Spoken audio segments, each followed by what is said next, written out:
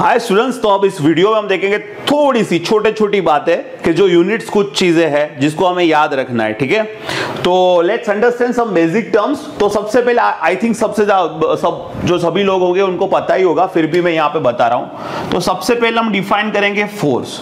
अब फोर्स क्या होता है आप सबने पढ़ा हुआ है, फिर भी एक बार रिपीट कर देते हैं। फोर्स होता है मास इनटू एक्सेलरेशन, है ना।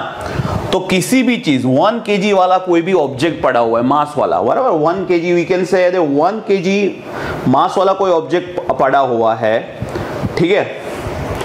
अब उस पे फोर्स लग रहा है, उस पे फोर्स लग रहा है जिससे उसका एक्सेलरेशन हो रहा है। तो फोर्स क्या होगा, उस ऑब्जेक्ट पे कितना फोर्स लगा होगा कि जैसे, या फिर आप ऐसे समझे कि कोई 1 kg वाला ऑब्जेक्ट है, 1 kg वाला मास वाला कोई ऑब्जेक्ट है, उसके ऊपर कोई ऐसा फोर्स लगा जिसकी वजह से वो 1 मीटर पर सेकेंड स्क्वायर जितना एक्सेलरेशन करने लगा।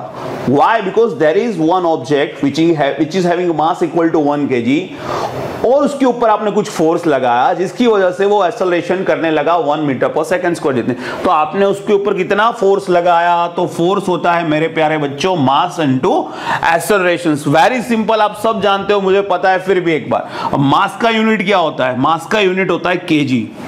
एक्सेलरेशन का यूनिट क्या होता है, मीटर पर सेकेंड स्क्वायर, ये आप जानते हो। वेलोसिटी का होता है मीटर पर सेकेंड, एक्सेलरेशन का होता है मीटर पर सेकेंड स्क्वायर। तो ये हो जाएगा केजी इंटू मीटर पर सेकेंड स्क्वायर। तो इसको न्यूटन भी बोला जाता है। सो 1 न्यूटन फोर्स यानी ऐसा फोर्स के जो आप 1 kg वाले मास पे लगाओगे तो उसका एक्सेलरेशन 1 मीटर पर सेकेंड स्क्वायर होगा। तो आपको सिर्फ इतना ही याद रखना है। ये हम इसलिए दे रहे हैं क्योंकि हम जब न्यूमेरिकल गिनेंगे तो बच्चे यूनिट में दिक्कत करते हैं, नहीं आता है उनको। तो सिंपल सी याद रखो, केजी मीटर पर सेकेंड स्क्वायर, उसको ही हम न्यूटन बोलते हैं। या इधर आप न्यूटन लिखो या केजी मीटर पर सेकेंड स्क्वायर करो, दोनों एक ही चीज है। तो फोर्स का यूनिट होगा न्यूटन या फिर केजी मीटर पर सेकेंड स्क्वायर, दोनों एक ही चीज है। फिर आता है वेट। अब ये वेट मैंने इसलिए लिया कि लोगों को मास और वेट दोनों एक ही लगता है। मास और वेट दोनों एक चीज नहीं है। वेट है वो एक खुद में एक फोर्स है, क्योंकि उसका यूनिट देखो न्यूटन है, जबकि मास है उसका यूनिट केजी है। याद रखो, मास और वेट दोनों में डिफरेंस है। वेट है वो एक खुद एक फोर्स हो जाएगा क्योंकि उसका यूनिट होगा न्यूटन। जो मास है उसका यूनिट होता है 1 kg। There is a difference between mass and weight. तो वेट क्या होता है, तो कोई भी मास पड़ा है उसके ऊपर जो ग्रेविटेशनल फोर्स लगता है, तो ग्रेविटेशनल फोर्स क्या होता है 9.8 मीटर पर सेकेंड स्क्वायर। जनरली हम इतना लेते हैं, ठीक है, इसको याद रखना है। तो किसी भी अगर कोई मास वाला ऑब्जेक्ट है उस पर ग्रेविटेशनल फोर्स लगेगा तो उसका जाके वेट बनता है। इन दोनों को मल्टीप्लिकेशन करने से उसका वेट बनता है। यानी वेट यानी कोई भी मास चीज है, मास वाली, उसके ऊपर जो ग्रेविटेशनल फोर्स लग रहा है उसको मल्टीप्लाई करो तब जाके वेट बनता है। तो वेट यानी मास इनटू ग्रेविटेशनल फोर्स। तो मास का यूनिट होता है केजी, ग्रेविटेशनल फोर्स का होता है केजी मीटर पर सेकंड स्क्वायर। और अभी तो हम पढ़े हैं सर केजी मीटर पर सेकंड स्क्वायर को हम क्या लिख सकते हैं, न्यूटन। सो वेट का यूनिट होता है न्यूटन। सो मास और वेट दोनों में डिफरेंस है, याद रखना मेरे प्यारे बच्चों। फिर आता है प्रेशर। प्रेशर क्या होता है, सो याद रखो। अभी ये भी बच्चे समझते हैं सर प्रेशर और फोर्स दोनों एक ही है, नहीं है। फोर्स का यूनिट क्या है, न्यूटन, और प्रेशर का क्या है, न्यूटन पर मीटर स्क्वायर। यानी सर ये ऐसा हुआ क्योंकि फोर्स का यूनिट है वो न्यूटन है और प्रेशर का है न्यूटन पर मीटर स्क्वायर। इसका मतलब कि सर प्रेशर ऐसी चीज है कि वो एक फोर्स ही है पर वो पर यूनिट एरिया है। यानी फोर्स को तुम एरिया से डिवाइड करोगे तब जाके तुम्हारा प्रेशर मिलेगा। फोर्स यानी सिर्फ फोर्स, बट उसी फोर्स को तुम यूनिट एरिया से डिवाइड कर दो, सो वो क्या हो जाएगा तुम्हारा pressure. So pressure is force per unit area. तो फोर्स का क्या होता है न्यूटन, एरिया का क्या होता है metre square. So newton per metre square is unit of pressure, या इसको 1 पास्कल, इसको पास्कल भी बोलते हैं। Newton per metre square is equal to pascal. तो कभी पास्कल बोले या न्यूटन मीटर स्क्वायर बोले, दोनों एक ही चीज है, ठीक है। अब आप डिफरेंट सिस्टम पढ़े हुए, एसआई सिस्टम, इस पे मैं नहीं जाऊंगा, हम ज्यादातर एसआई सिस्टम का ही यूज करेंगे, ठीक है।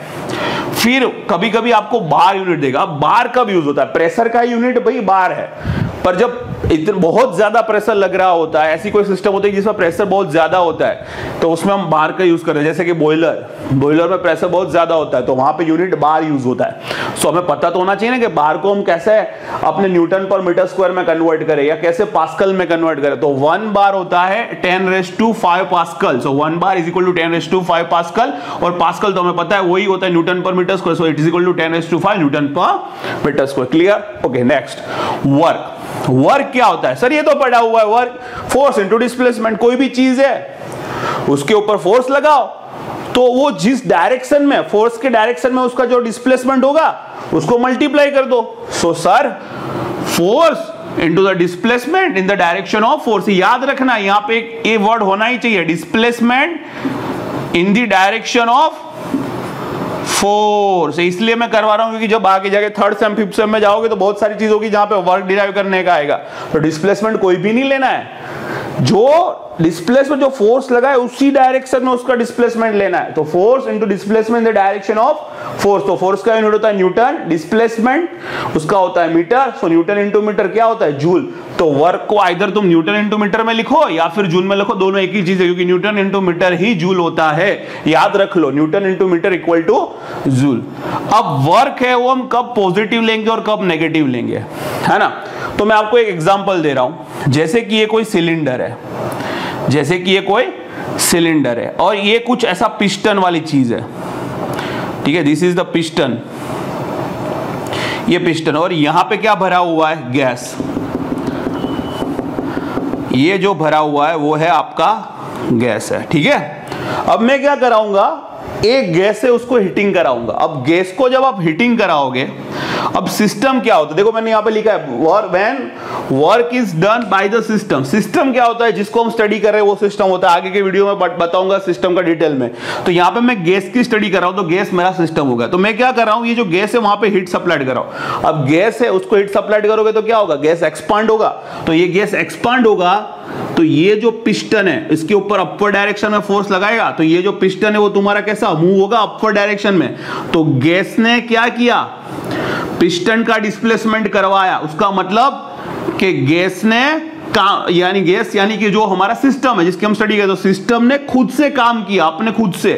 तो सिस्टम ने अपने खुद से काम किया, तो वो वर्क यहां पे जो होगा that is work done by the gas on the piston, ठीक है?